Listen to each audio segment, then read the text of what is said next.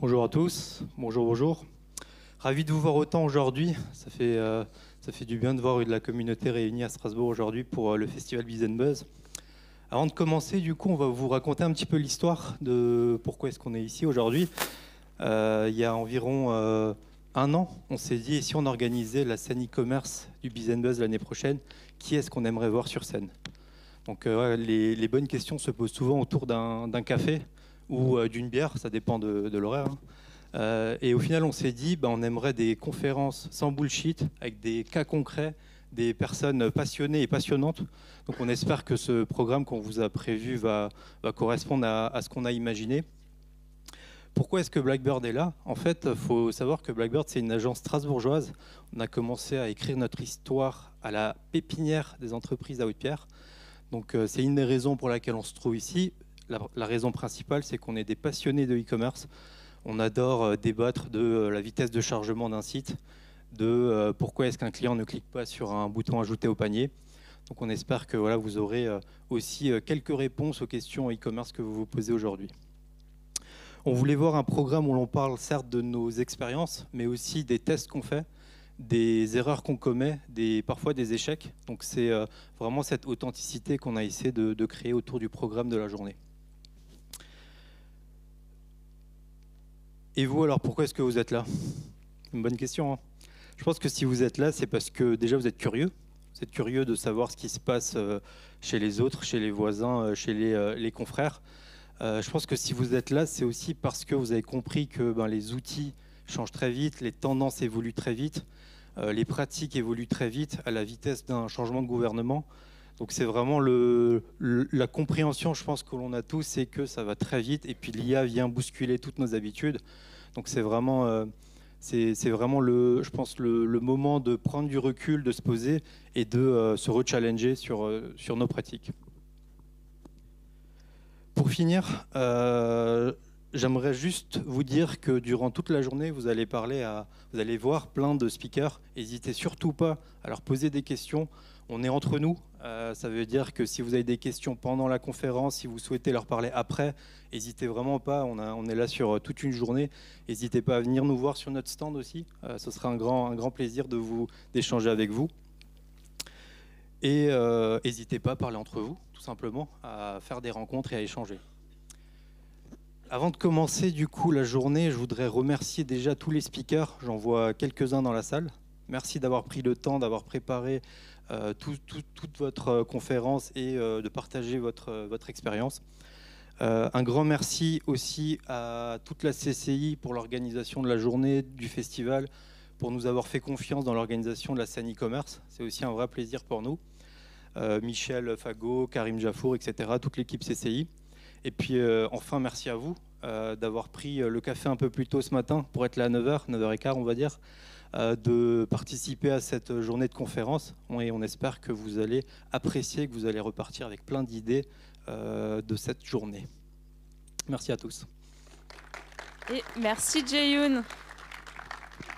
Et maintenant, on rentre dans le vif du sujet avec une première conférence qui mêle créa, IA et e-commerce. Place à Benjamin Mira et Joseph Montana, alias Ben et Joe. Bonjour à tous, on est super heureux et honorés d'ouvrir cette première journée à Strasbourg pour Biz Buzz.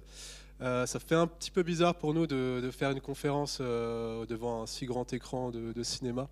On se sent un petit peu comme les Steve Jobs alsaciens, ou plutôt les Steve Jobs pour ceux qui connaissent. L'objectif d'aujourd'hui, ça va être un petit peu de vous présenter pourquoi l'IA va transformer le marketing de demain. Concrètement, en 30 minutes, on va essayer de balayer un sujet qui est assez large et partager avec vous deux objectifs. Le premier, c'est vous prouver que l'IA, c'est déjà un véritable levier pour la créativité de demain. Le second, c'est de quelle manière cette posture avec l'IA permet de créer du contenu média qualitatif. Alors, premier débunkage, l'IA ne va pas tuer vos entreprises. Justement, elle va tuer votre inertie. Aujourd'hui, dans le monde, on parle beaucoup d'intelligence artificielle. C'est quelque chose qu'on entend sur les réseaux et sur tous les éléments, mais très peu savent vraiment comment faire grandir une marque avec. Le premier, le plus connu, ChatGPT, je pense que tout le monde a déjà au moins fait une requête dessus et sait à peu près comment ça se passe. Beaucoup de monde pense que ça se résume essentiellement à ça, mais il y a énormément d'autres choses qui peuvent être faites avec, notamment des blisters, que certains pensent que ça se résume à ce genre de choses. Certains en font même un commerce en vendant les prompts pour arriver à les faire. Ou encore, on a peut-être un peu tous expérimenté de faire dans le style du studio Ghibli, mais ça pose aussi plein de problèmes au niveau éthique, œuvre et ce genre de choses. Le monde de l'IA, ça se résume à beaucoup de choses. C'est pas un support, c'en est des milliers, voire même peut-être un peu plus.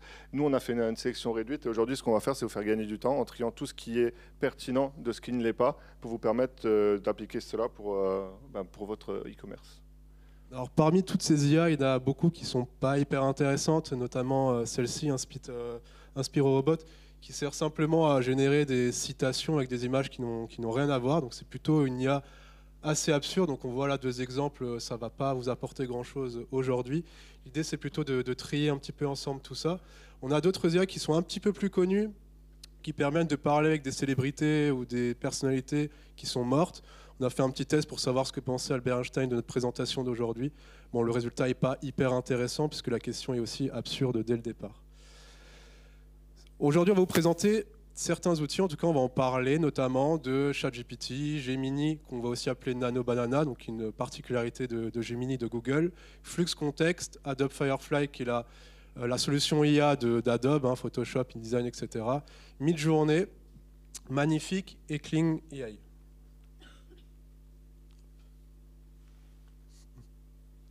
Bug. Ok. Pour bien comprendre en fait notre réflexion et la manière dont on perçoit en fait l'IA dans Doménitier, on a décidé un petit peu de raconter notre histoire à travers cette expérience.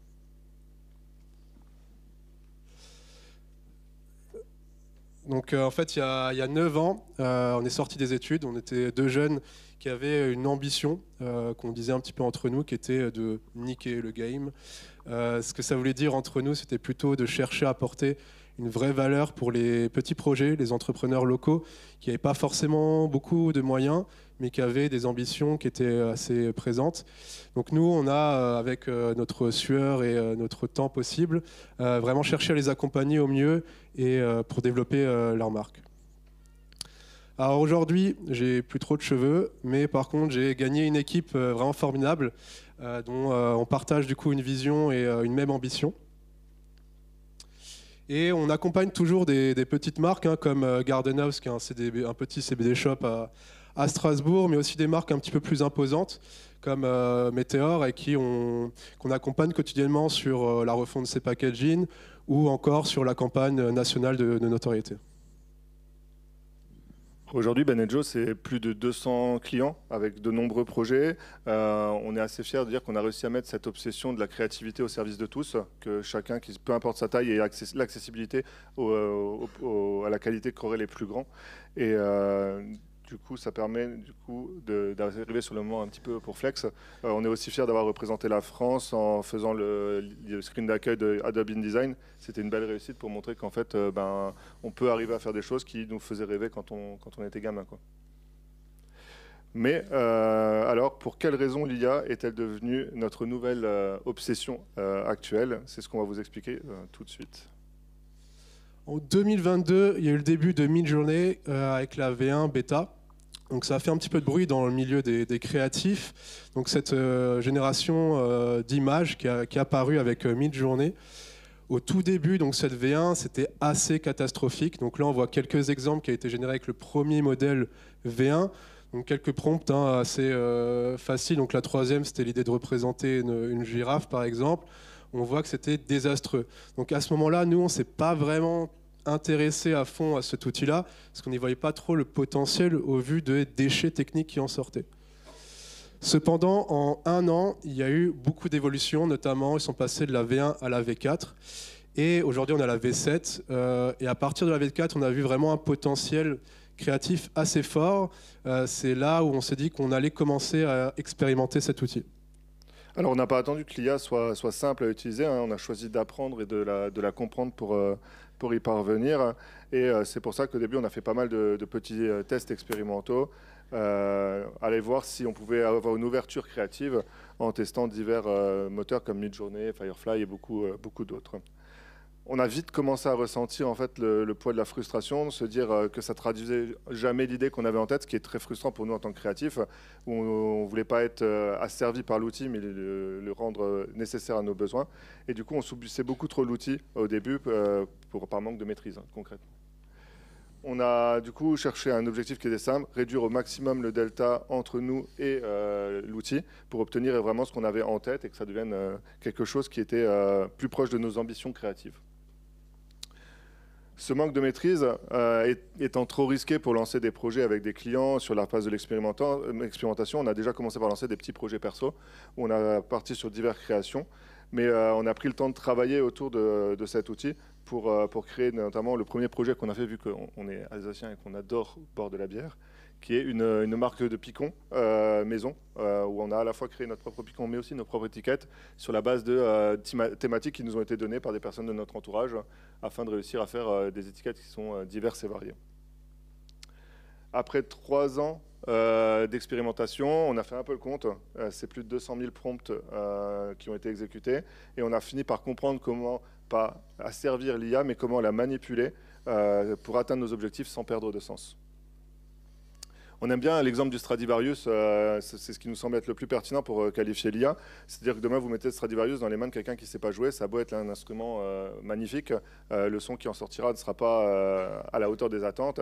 Et à l'inverse, quelqu'un qui est techniquement très bon, mais qui n'a pas la sensibilité de pouvoir jouer la mélodie de la bonne manière, ne donnera pas un résultat qui est convaincant. Nous, notre objectif, ça va être, au travers de l'IA, de jumeler les deux.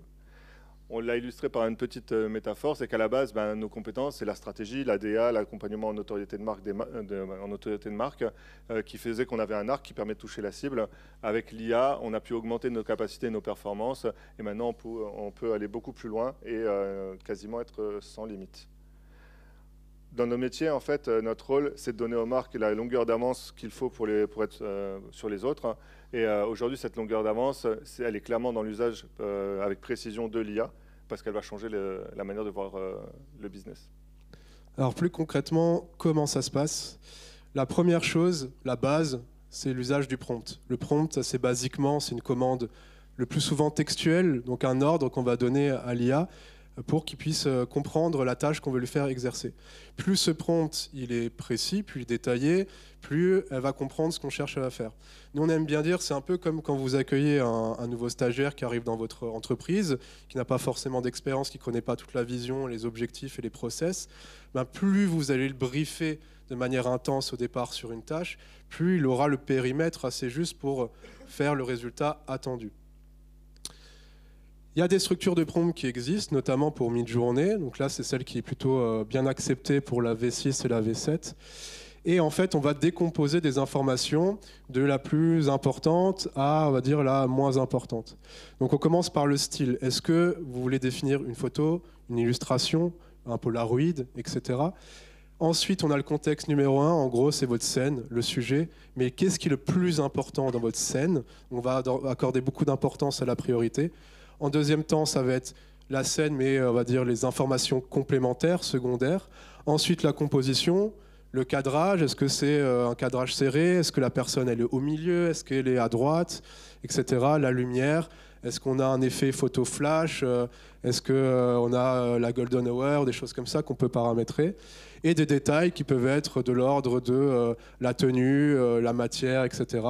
Puis on a tout un ensemble de paramétrages qu'on a juste ici, qui sont en fait des éléments plus techniques, donc tiret, AR, 2 et 3, qui va permettre de définir par exemple un format 2/3 ici. Donc on a pas mal d'éléments un petit peu plus techniques sur Midjourney qu'on ne retrouve pas sur d'autres IA. Donc là, on vous a fait un petit exemple où on a décomposé un prompt qu'on a écrit avec ces différentes catégories-là. Donc pour cet exemple-là, dans la conférence, on a fait des sauts à la ligne pour que ça soit didactique. Mais la réalité, lorsqu'on le met dans l'IA, c'est un simple paragraphe continu. Donc voilà le prompt qu'on a mis dans Midjourney qui nous permet d'avoir une photo avec une DA assez luxe, haut de gamme. On peut imaginer ça pour Chanel peut-être. Donc on a vraiment un travail qui va être assez précis stylistiquement et on peut encore itérer si on veut améliorer certains points. On parle beaucoup de prompts dans le monde de la génération d'images. C'est quasiment toujours le titre accrocheur des vidéos. La réalité, c'est peut-être l'information la plus forte qu'on peut vous donner aujourd'hui. C'est que pour nous, le prompt ne représente que 30% du résultat et 70% résulte de la méthode. C'est-à-dire de comment on va utiliser les outils, comment on va les utiliser ensemble pour arriver à nos fins. En soi, le prompt va être l'artère directrice, mais par contre, on va avoir tous les éléments autour qui vont le consolider très fortement. Ça commence déjà par connaître les bons outils. On a vu au tout début qu'il y avait beaucoup d'outils, on a parlé de quelques-uns. Là, on a mis le même prompt dans Midjourney, Nano Banana, qui est Gemini de Google, et ChatGPT. Donc là, on voit que pour exactement la même commande textuelle, nous avons 3 résultats radicalement différents. Donc en fonction de ce que vous recherchez et en fonction des besoins, l'IA va peut-être répondre d'une meilleure manière par rapport à votre intention. Donc déjà, bien connaître les outils, c'est assez important. Pour nous, ChatGPT, bien qu'il soit utilisé pour la génération d'images, pour des trends, pour nous, il n'est absolument pas intéressant pour la création d'images. Très clairement, c'est peut-être le moins intéressant pour la création d'images. Son moteur, il est conçu par DALL-E. Il y a beaucoup de problématiques au niveau des couleurs. Par contre, là où il est très intelligent à l'utiliser, c'est de créer ce qu'on appelle des GPTs, donc un chat paramétré avec vos soins, qui va vous permettre de rédiger vos prompts, par exemple Midjourney, en injectant la commande de la structure. Donc je vais apprendre à mon GPT de dire tous les prompts, tu vas les construire comme je te l'ai demandé, avec le style, avec la composition, etc. Et vous avez juste à décrire votre scène et puis il va s'en occuper tout seul. C'est quand même hyper important de savoir construire un prompt en amont pour pouvoir vérifier avec un esprit critique est-ce que ce qu'il m'a proposé est juste, et au moment où je fais une itération, est-ce que en changeant un seul mot, je peux améliorer mon rendu. Ensuite, Midjourney, pour nous, c'est clairement le top 1 en génération d'images. Il est le plus complet. Il va aller vraiment dans le style de manière très précise. Il y a beaucoup de paramétrage. Très clairement, si vous voulez faire des images poussées, réfléchissez pas, c'est Midjourney. Par contre, il a une vraie problématique, c'est que plus vous allez aller dans les détails des paramètres, donc plus vous allez créer quelque chose d'innovant et créatif, plus il va apporter des artefacts, donc ce qu'on appelle des bugs visuels, des mains un peu dégueulasses, des choses, des incohérences même de corps.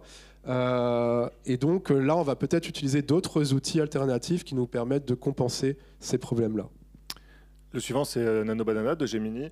Alors lui, il est clairement pas le meilleur au niveau du style, hein, c'est pas celui-là qui domine. Par contre, il a une capacité qui est assez intéressante. On appelle ça de agencéité du prompt. C'est la capacité à coller à votre prompt pour obtenir des résultats qui sont vraiment proches de la perfection de ce que vous demandez. Voici un petit exemple un peu de ce qui a été réalisé. Alors là, vous voyez, il y a une image qui a été réalisée par Midjourney dans un style qui est défini et particulier pour la marque Nike. Et on se rend compte rapidement qu'il y a des bugs et des artefacts au niveau de la ceinture, au niveau des mains, où il se passe des choses qui ont une incohérence assez forte. En le passant rapidement dans Gemini, on obtient en quelques secondes en fait des corrections qui sont très ciblées sans dénaturer l'entièreté du visuel, et c'est ce qui permet en fait de compenser entre guillemets les défauts des uns et des autres globalement. Un autre exemple, vous voyez un portrait qu'on a généré sur Midjourney avec une idée de se dire si on voulait l'habiller en fait avec une veste qui est d'une marque bien dédiée. Et en la passant dans Nano Banana par la suite, on peut faire en sorte que la personne porte la veste, le tombé correspond à la réalité, les détails sont présents et on a quelque chose de quasi parfait sur le rendu. Ensuite, on a un dernier outil qui n'est pas des moindres, qui s'appelle Magnifique. C'est le meilleur upscaler actuellement sur le marché. Ça propose d'ajouter de la matière, d'ajouter de la définition et d'ajouter du réalisme à l'ensemble. Et du coup, comme vous allez le voir dans l'image juste après, on vous a un peu menti tout à l'heure. L'image qu'on vous a montrée pour Midjourney, elle n'était pas réellement de Midjourney. En fait, vous voyez la vraie image à gauche et l'image upscalée à droite, où on voit vraiment clairement plus de texture, plus de définition dans le visage, plus de matière de peau, pour avoir un rendu qui est beaucoup plus réaliste. Alors, c'est pas forcément évident là sur l'écran, ouais. Mais sur un écran Mac par exemple, ou un écran de téléphone, c'est radicalement, vous voyez la différence d'un coup d'œil. Une des choses qui est hyper importante, du coup, c'est de trouver le bon workflow, donc l'association des différentes IA pour détourner ses propres faiblesses. On parlait d'adhérence au prompt, c'est-à-dire à quel point l'IA comprend ce que vous lui demandez dans votre texte. Ici, à gauche, on a écrit un prompt assez basique où on demande une composition. Donc à droite, on vous a fait ce schéma juste pour la conférence, pour que vous compreniez le prompt, où on demande qu'on ait une sphère qui porte une pyramide, qui porte un cube, qui porte une sphère, et 3 petites sphères en bas. Donc ça, du coup, c'est ce que le prompt demande de manière écrite. Lorsqu'on le met dans Nano Banana, on voit que le résultat est très juste. Lorsqu'on le met dans Midjourney, on voit qu'il y a un décalage. Cependant, dans Midjourney, on a une qualité visuelle, comme on l'a déjà dit, qui est assez intéressante. Donc là, on se confronte vraiment à une problématique du niveau du modèle de Midjourney, qui est plus on va dans une composition complexe, parce que si on avait demandé que la sphère, la pyramide et le cube, à la limite, il sait le faire. Mais dès qu'il y a beaucoup d'éléments complexes, il n'arrive pas à avoir une vraie adhérence à votre prompt. Et c'est là où il faut être malin. C'est là où il faut utiliser les différents outils. Donc, par exemple, on a utilisé l'image de Nano Banana en référence dans Midjourney, et en bas à droite, on a utilisé le moteur de Midjourney pour créer différentes texturations rendues qui peuvent être précisées par rapport à différentes DA que vous voulez avoir. Donc là, on utilise vraiment la qualité vraiment des 2 outils. On a cette obsession un petit peu dont on vous parle aujourd'hui des IA. Elle s'est un peu ancrée dans notre quotidien. Et on a une petite anecdote avec Vinted. Donc récemment, j'ai voulu monter ma première boutique Vinted pour compenser un petit peu tout ce temps investi dans cette présentation. Et du coup, j'avais une problématique, c'est que la plupart de mes fringues n'étaient pas repassées. Et je me dis, c'est quand même con de se faire chier à les repasser si je ne vais pas les vendre derrière. Donc j'ai utilisé l'IA pour avoir une image un peu plus qualitative. Bon, évidemment, elle sera repassée si je les vends, mais ça me permet de gagner un peu de temps. Et là, je me suis laissé un petit peu emporter par cette obsession IA. Et j'ai commencé à créer en fait tout un photo-shooting de cette veste, un peu haut de gamme. Bon, très clairement, là, je suis parti un peu en couille parce que bon, ça servait absolument à rien. Et stratégiquement, pour Vinted, c'était totalement débile. Mais par contre, on peut voir à quel point l'outil est relativement puissant. Donc on a compris en fait que ces outils, elles s'inscrivaient dans le quotidien. Donc si elle s'inscrit dans le quotidien, c'est-à-dire qu'elle a un énorme potentiel, beaucoup plus que ce qu'on imaginait à la base. On s'est donc posé la question avec Ben, c'est quoi l'inscrire dans le quotidien de nos clients. Et on a fait un constat qui est simple et que tout le monde partagera, je pense. Toute entreprise, on n'a pas le temps, on n'a pas forcément le budget. Et sans les 2 premiers, on n'a pas les mêmes ambitions créatives. Tout ça, ça a un coût et ça a besoin de ces ressources. Et on s'est posé la question de comment l'IA pouvait y pallier. Premièrement, on peut produire plus vite avec moins de frais techniques, moins de frais d'optimisation et sur place. Et troisièmement, on peut aller plus loin avec un budget qui est beaucoup plus modéré pour obtenir des résultats d'une qualité plus grande. Prenons le cas simplement d'un photo-shooting. Donc il faut trouver un mannequin, trouver un lieu, louer le matériel, etc.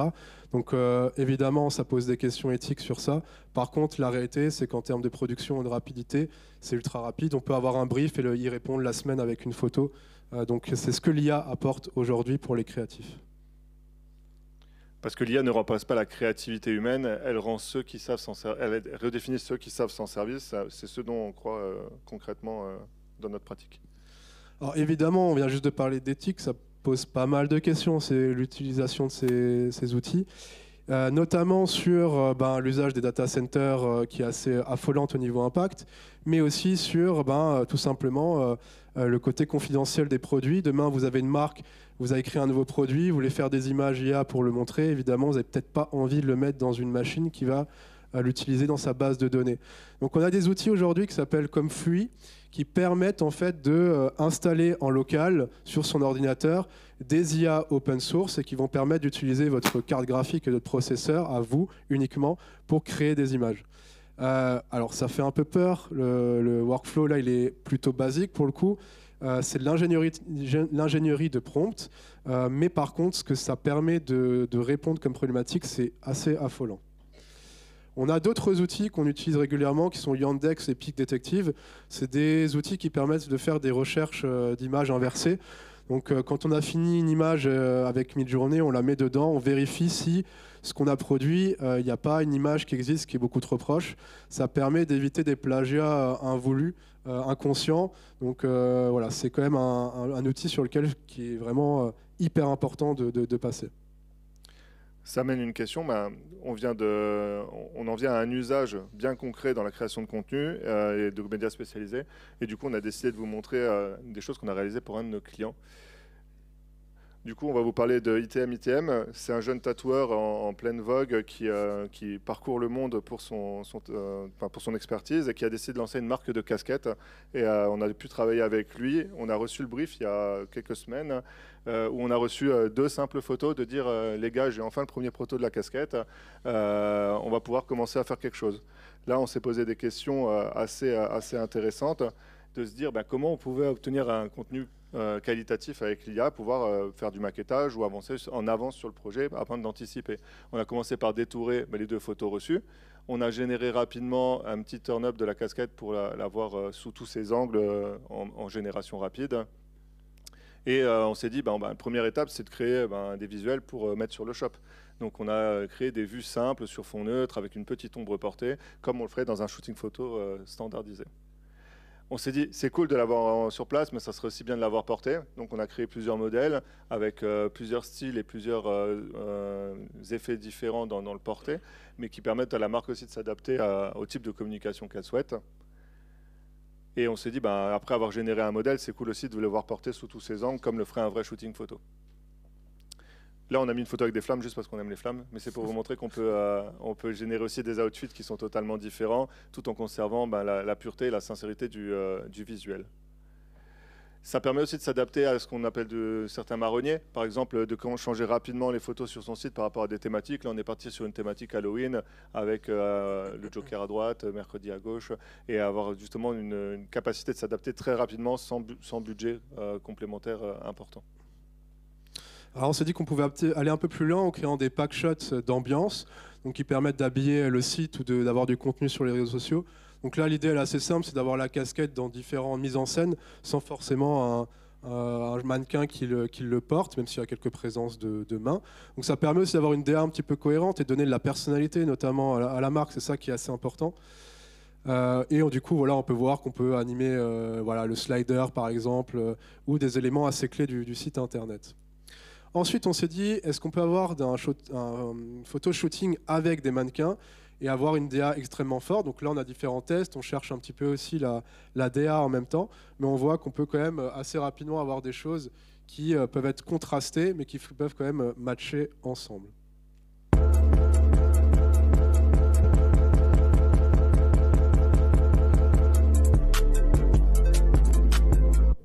Donc on peut créer assez facilement des réels ou des stories pour les réseaux sociaux avec ces éléments-là.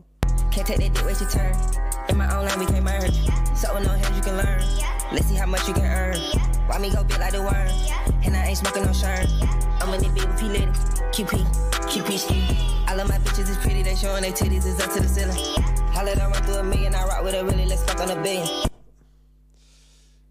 là du coup, on a eu une idée plutôt challengeante avec Joe. On va refaire un petit peu la scène. Et je lui ai dit, hey Joe, t'es chaud si on fait une petite vidéo campagne publicitaire, un peu comme un clip vidéo qui présente la casquette là, dans une semaine? Je suis chaud. On n'a qu'une semaine. D'habitude, on met 4 mois à le sortir en réel. Donc on peut tester, mais je ne suis pas sûr qu'on y arrive. Donc voilà, c'était chaud, je suis chaud. C'est comme ça qu'on est parti sur ce challenge en une semaine de créer une vidéo pour vous. Première étape, on a créé un storyboard, comme n'importe quelle idée de vidéo. On cherche à avoir des images clés, notamment avec des références au monde du tatouage. Donc ici, on voit l'aiguille qui vient piquer la peau. Ici, on fait un écho à la machine à broderie qui vient piquer la casquette pour créer la broderie. Ici, le tatoueur qui vient nettoyer le tatouage. Ici, une personne qui vient nettoyer sa casquette. On essaie d'avoir quelques références comme ça, associés à différents visuels. Une fois qu'on avait fait ça, on a créé du coup les différentes images clés sur Midjourney pour ensuite les animer avec Kling. Ensuite, on a choisi une musique libre de droit. Et pour finir, on a quand même fait un petit peu de manuel pour le coup. On a fait un montage vidéo. Notre alternant Raphaël ici présent, on a bien sué pour le faire avec After Effects. Donc on est assez heureux aujourd'hui de vous montrer pour la première fois notre première vidéo publicitaire en IA. C'est un moyen pour nous de remercier aussi ITM pour sa confiance, d'avoir eu la casquette aujourd'hui pour la première fois entre les mains. Donc on est assez content aussi du résultat et d'avoir pallié à un défi qui est technique de réduire le budget par 4 de ce que si on l'avait fait de manière naturelle dans un délai de production qui est aussi réduit par 10. Et voilà, merci en tout cas pour votre écoute et profitez bien de la vidéo.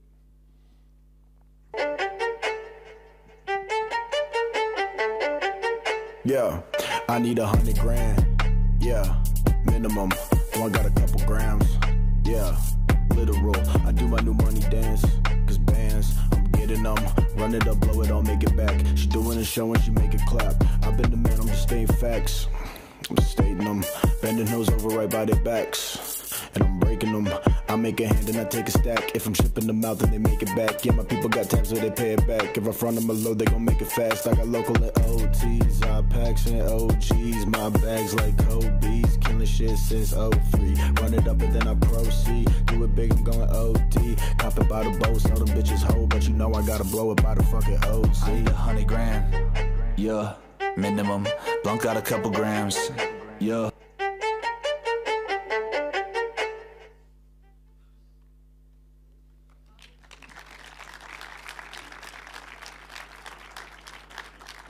Donc pour finir, il vous reste 2 choix. Attendre que les autres se mettent avant vous à l'IA, ou passer le pas en premier. Merci à tous, c'était Ben et Joe. Merci beaucoup. Merci à vous. On a le temps pour prendre une question, si quelqu'un a une question. Magnifique. Allez-y.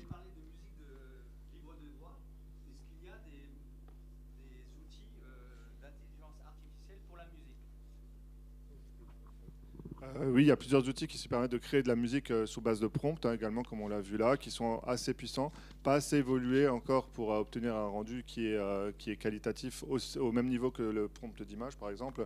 Là, pour le coup, c'est une musique achetée à un artiste, mais d'ici peu de temps, je pense qu'on pourra arriver à des prompts qui nous permettront de générer des choses précises et pas des choses aléatoires sans fondement concret de créativité, quoi. Toi, tu as une question ? Oui, s'il y a encore une question, c'est aller vite. Merci pour votre conférence. Plus la position par rapport à Meta, si par exemple demain vous diffusez cette publicité, c'est une mention qu'il y a qui est obligatoire que vous diffusez ? Alors actuellement non, il n'y a pas de mention, il n'y a pas de réglementation qui est prévue.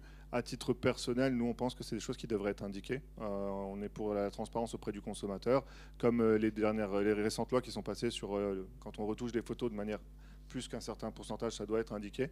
Nous, on pense que tout le monde a le droit de savoir, que le but, c'est pas de tromper les gens, le but, c'est de leur permettre d'avoir des visions qui sont différentes et que du coup, ça devrait être un élément qui devrait être indiqué effectivement prochainement, au-delà de Meta, même sur l'ensemble des supports qui diffuseront des supports IA. J'avais une petite question aussi par rapport aux droits d'auteur. C'est-à-dire que vous, comment vous voyez cette chose-là par rapport à l'actualité du droit d'auteur aujourd'hui? C'est-à-dire que si vous créez une campagne de visuel pour un client, déjà, première partie, comment vous assurez qu'ils vous appartiennent, puisqu'on cède nos droits d'auteur pour un certain temps, et puis surtout, comment on peut s'assurer que ça ne se retrouve pas plus tard en mi-journée, quelqu'un le réutilise, puisqu'il y a la galerie de Alors la loi elle est en train de se construire autour de ça, puisque c'est tout récent. La réalité des choses, c'est que c'est assez complexe. Une image sur Midjourney n'appartient à personne, donc elle ne vous appartient pas à vous non plus. Mais si on prouve que c'est une œuvre composite, autrement dit, qu'il y a un vrai effort de créativité, c'est-à-dire il y a un dessin, il y a un concept, il y a des recherches pour arriver à une conclusion finale, c'est-à-dire que là, l'IA n'a pas créé toute seule, on considère que vous avez une part importante dans la créativité de l'œuvre. Donc là, déjà, on peut jouer sur ce levier-là. Effectivement, ce qui est possible, c'est que votre image elle va être sur la galerie, même si avec certains abonnements, on peut éviter ce genre de choses. Donc déjà, on peut conserver ça. Il y a surtout le levier qui n'est pas forcément dans les droits d'auteur qu'on peut activer, mais c'est le droit des marques. Autrement dit, si demain on fait une campagne publicitaire pour ITM et que des personnes souhaitent utiliser cette campagne-là, en ayant le levier des droits des marques, on peut dire pas du tout. Il y a une confusion. Vous êtes en train de créer une confusion de marques entre les deux nôtres, puisque moi je détiens la première exploitation de cette œuvre-là, et les gens, lorsqu'ils la voient avec votre marque, ils pensent que c'est moi. Donc il y a une confusion entre deux marques. Donc là, on peut activer cette loi-là. Et tu as aussi la partie locale, avec, comme on l'a parlé avec Comfree, qui fait que tout est enclavé sur ton setup et que du coup, il n'est pas du tout diffusé à un public. Donc, il y a aussi un moyen de le rendre inaccessible. Et c'est notamment ce que disait Ben plus tôt dans la conférence.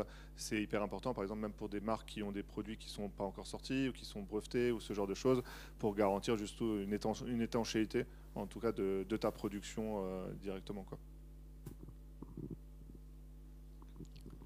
On a le temps pour une dernière question, si jamais. Vas-y.